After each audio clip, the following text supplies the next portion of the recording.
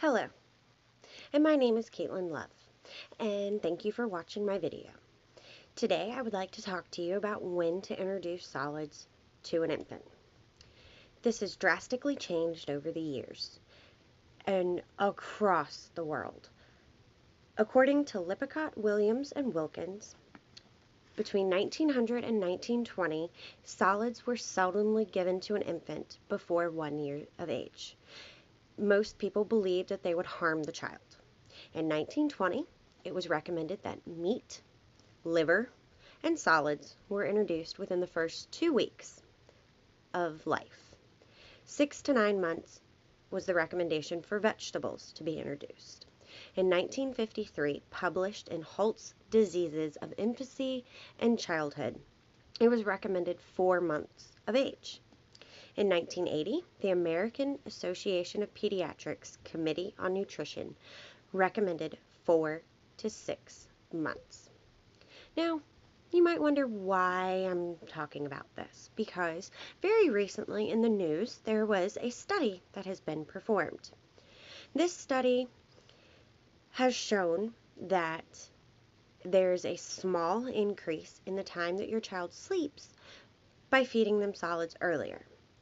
Now, let's back up a little, because in 2010, an infant feeding study was performed in England, and this showed that only 1% of England mothers wait until the 6-month mark before feeding solids to their child. This isn't just in England or in America. Other countries do it too. China makes a rice porridge called congee.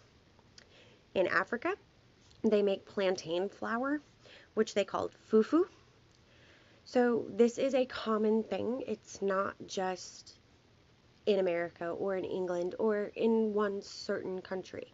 Take it from a mom of a 3-month-old who wakes up literally at 3:30, 6:30. She's awake every 2 to 3 hours because she's hungry. You wind up running on coffee, and if you find something that will just give you a few more minutes, you take it. So, back to the study. This study was performed by the Journal of American Medical Association. It was conducted in England and Wales on 1,300 infants. This found that these infants that began eating solids at 3 months of age slept longer. And by slept longer, I don't mean hours. I just mean 16.6, almost 17 minutes a night. That's awesome, because that comes out to 119 minutes in a week and about 2 hours. Take it from me, 2 hours, I would love. So, with that being said, there are some cons, and these are big ones. One of the cons is that it is a choking hazard. Some babies they do not understand how to move the food from the front of their mouth to the back. So you do have a problem with a choking hazard.